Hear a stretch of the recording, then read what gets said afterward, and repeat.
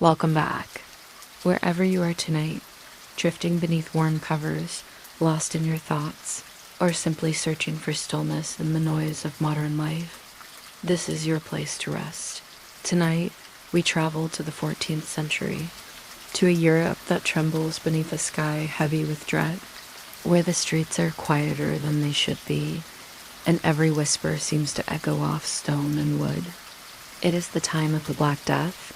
You've likely heard stories of it, the plague, the pestilence that swept through cities and villages alike, hollowing out entire regions. But tonight's story isn't about the sweeping devastation.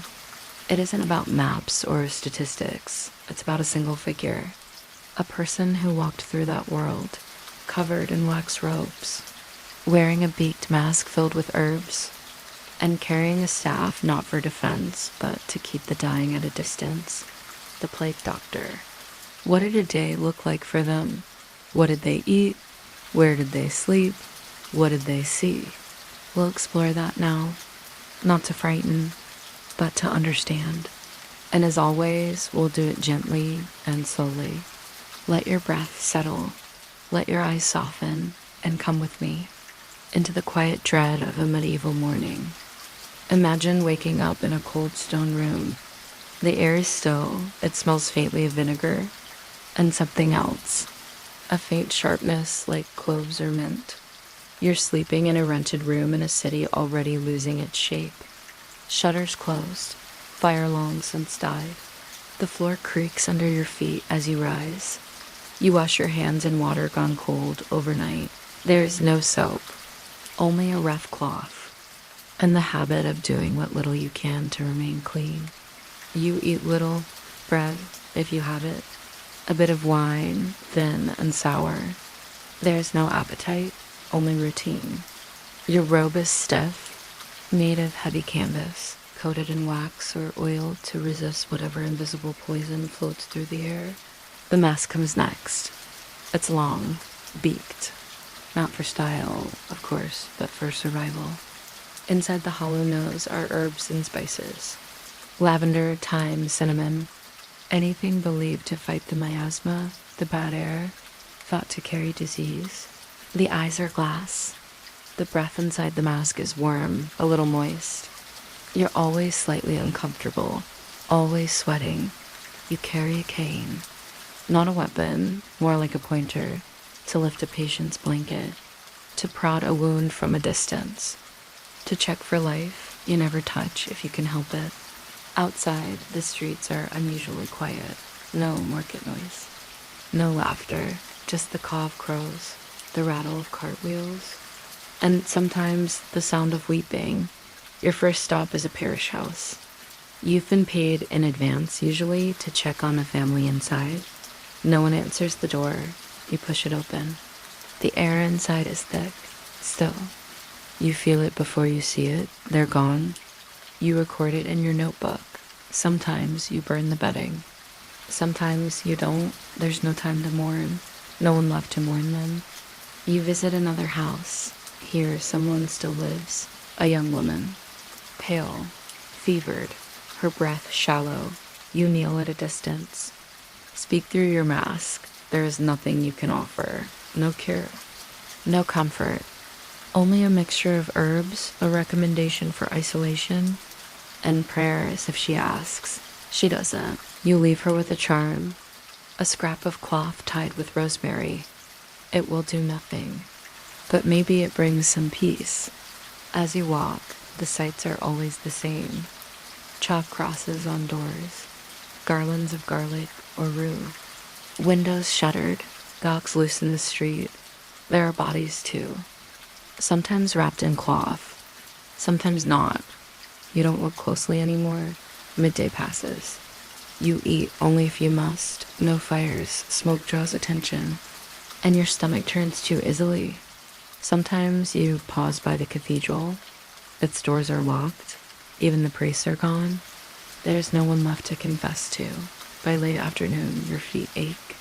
The mask feels heavier than it did this morning. You've seen a dozen patients, lost 6, given instructions to 4 who won't survive the week. One little boy, you think he might make it, but then again, they rarely do. You return to your room, alone, always alone. You remove the mess carefully, wash your hands again, boil your clothes if there's wood to burn. The smell never leaves you. Vinegar and sweat, mold and smoke. You sit in silence. There are no letters, no visitors. Sometimes you write down your thoughts. A patient you remember, a moment that struck you. Tonight, maybe you write of a woman who kissed her husband's forehead before he died. Maybe you don't write at all. You lie back, on straw, under a thin blanket. The walls are quiet. The world is shrinking.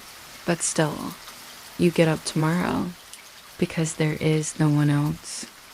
Let us turn now from the silent streets and shuttered homes to the stone halls of a city far from the battlefield, yet no less scarred by loss. The year is 1348, the place, Avignon in southern France. A city swollen with power, dread, and incense. This is where the Pope resides, not in Rome, but here, tucked along the Rhine River, in a palace that hums with Latin prayers and the rustle of silk robes. The air is thick with ritual and death, and here walks Guy de Chauliac, not a warrior, not a priest, a physician, and one of the few who refused to run. Guy was born around 1300 in a humble French village, the son of peasants, a world away from marble floors and university halls. But he was bright, curious, and patient. He studied medicine in Toulouse, then Montpellier, two of the most respected medical schools in Europe at the time. There, he learned the ancient teachings of Galen and Hippocrates, of humors and balances, of astrology and anatomy. He read by candlelight, dissected animals in cold cellars, and memorized Latin until the language tasted like water on his tongue. Eventually, he became a surgeon and then, through skill and sheer endurance, the personal physician to Pope Clement VI. And so, when the plague reached Avignon in 1348, Guy de Chauliac did not flee, though many did. Priests, nobles, even other physicians. They scattered to countryside estates or sealed themselves inside stone villas. But Guy stayed.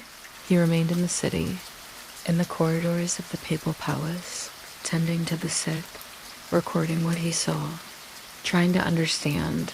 What he saw shook him.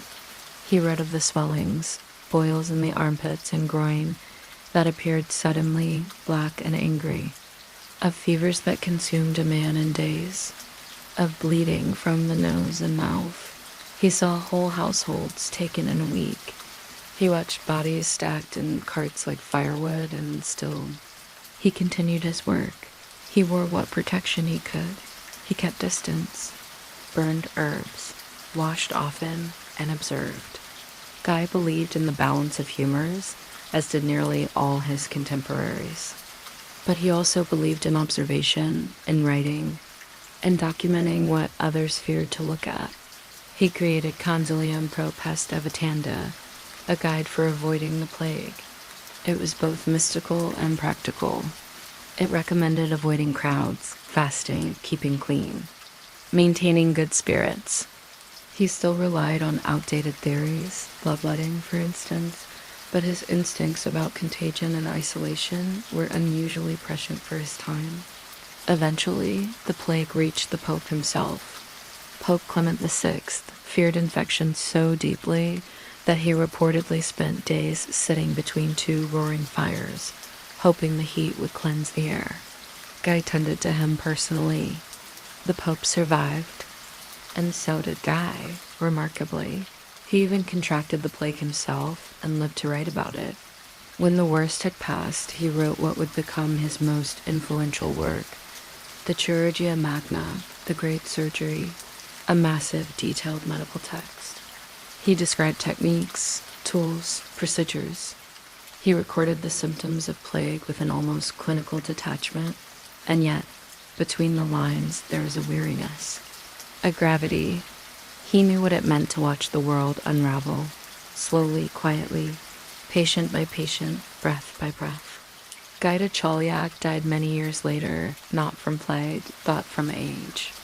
He was buried with honor, not as a hero in shining armor, but as a man who stayed, who documented, who tried to understand, even when there was no hope of saving anyone. He was one of the last physicians of his kind, a medieval scholar with one foot in superstition and the other reaching toward science. And today, we remember him not because he cured the plague. He didn't, but because he refused to look away. History, when viewed from a safe distance, often appears orderly, linear, measured, explained. But in the midst of catastrophe, when death feels close and the world seems to collapse, human behavior begins to twist, to bend, to crack. In the wake of the Black Death, something strange stirred across medieval Europe. It began, as such things often do, quietly. A single person dancing, not at a festival, not to music, not in joy, but in the middle of the street, arms jerking, legs twitching, eyes wide and unfocused, and they would not stop. This was the dancing plague, one of the more surreal phenomena ever recorded in European history. It struck most famously in 1518 in the city of Strasbourg, though earlier instances had been documented. A woman stepped into the street and began to dance. Within days, others joined, dozens, then hundreds. Men, women, children, they danced for hours, then days. Some reportedly collapsed from exhaustion and some died. Local leaders were baffled. They believed perhaps that music would help, and so they brought in musicians, drummers, lutes. They opened up the town square, let them dance, they thought. Let the energy burn itself out, but it didn't. The causes remain uncertain even today. Some historians suggest mass psychogenic illness, a shared stress response, emerging from the collective trauma of years of plague, famine, and war. Others point to ergot poisoning, a fungus found in damp rye that can cause hallucinations. But no single explanation fits perfectly. The mind, after all, has its own laws, and in the echoing fear of the 14th century, the mind had much to escape. Yet dancing was only one form this hysteria took. Elsewhere, something darker rose from the ashes of the plague, flagellant cults. These were groups, mostly of men, who roamed from town to town, barebacked and barefoot, whipping themselves in public. Long lines of them, shirtless, chanting, bleeding. They moved through villages like traveling pennants, trying to cleanse the world with pain. They believed the plague was divine punishment, and they were determined to atone, not only for their sins, but for everyone's. They sang hymns, recited prayers, and lashed their skin until it ran red. The church was uneasy. At first, some clergy tolerated them, but soon the flagellants grew louder, more radical. They began preaching without approval, spreading fear, denouncing priests, stirring unrest. Eventually, they were declared heretical. Some were excommunicated. Others simply disappeared. But their processions, solemn, strange, and unforgettable, left a deep mark on the people who witnessed them. There were other behaviors, too. Some turned to extreme asceticism, fasting to the point of collapse. Others indulged in excess, throwing themselves into reckless pleasures, believing the world would end anyway. Entire communities turned inward, closed their gates, refused to bury the dead of others. In some places, pogroms broke out, violent scapegoating of Jewish communities, accused falsely of poisoning wells. The air was thick not just with disease, but with suspicion, dread, and any need to find meaning. We now understand these reactions as symptoms of a larger trauma. The body dances to shake out terror. The mind invents stories to make suffering feel earned. Communities fracture in fear, trying to hold on to something solid. It's a reminder that while disease affects the body, plague lives in the imagination too, and in the strange, haunted years that followed. Those who survived didn't just carry scars on their skin, but deep in their minds. While most of Europe reeled in panic, filth, and fear, there was one group of people who continued their routines with remarkable, almost delusional consistency: the wealthy elite. Aristocrats, merchants, and the clergy, those who could afford to escape, often fled to the countryside, to their grand estates far from the diseased urban centers. These people didn't disappear into bunkers or hide in fear. No, they threw feasts. Imagine this: a villa perched on a green Tuscan hillside. The plague is raging miles away, but inside this villa, there's music, laughter, and glistening wine goblets being refilled. This isn't fiction, it's how Boccaccio's Decameron begins. 10 young nobles retreat to a countryside estate during the Black Death and pass the time by telling stories. That book? Based on real upper-class behavior, their logic. The plague was God's punishment, yes, but also, what better time to enjoy life while you still can? Eat, drink, dance, because death might be on your doorstep tomorrow. Even in the cities, some nobles hosted mass balls and elaborate dinners with the sick kept out, and fresh herbs and perfumes scattered through the halls to ward off bad air. They dined on roasted swan, played lutes, and praised their good fortune for being wealthy enough to afford pre-plague grapes. There's something tragic and darkly comedic in imagining this: a room of silks and perfumes, while corpses pile up outside the gates. But wealth didn't guarantee safety. As the plague grew more aggressive and airborne transmission became impossible to ignore, even the richest found themselves infected. Doctors began refusing house calls to noble families, and entire dynasties were wiped out in months. By 1351, even kings were commissioning plague altars and asking monks for absolution. And let's not forget the merchants, the proto-capitalists of the time. Some made obscene profits during the Black Death, buying up land from the dead or selling overpriced cures and talismans.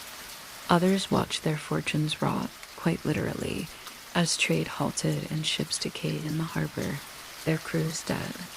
So yes, there were those who lived in luxury briefly, but in the end, plague was the great equalizer. Gold couldn't bribe a virus. Jewels didn't impress Yersinia pestis. The Black Death wasn't just a mass death event, it was a psychological reckoning. It showed humanity what happens when medicine is powerless, leaders are clueless, and the very air you breathe feels cursed. The plague doctor, the peasant, the nun, and the noble all shared something: fear and the desperate hope that they might see the next sunrise. Now imagine that world: the stench, the silence after the bells stopped ringing, the doctors with beaked masks walking door to door. Then remind yourself you've got antibiotics, internet, and a grocery store with fresh grapes. So maybe we're doing okay. If you like our stories, remember to like and subscribe. Until next time, good night and sleep well.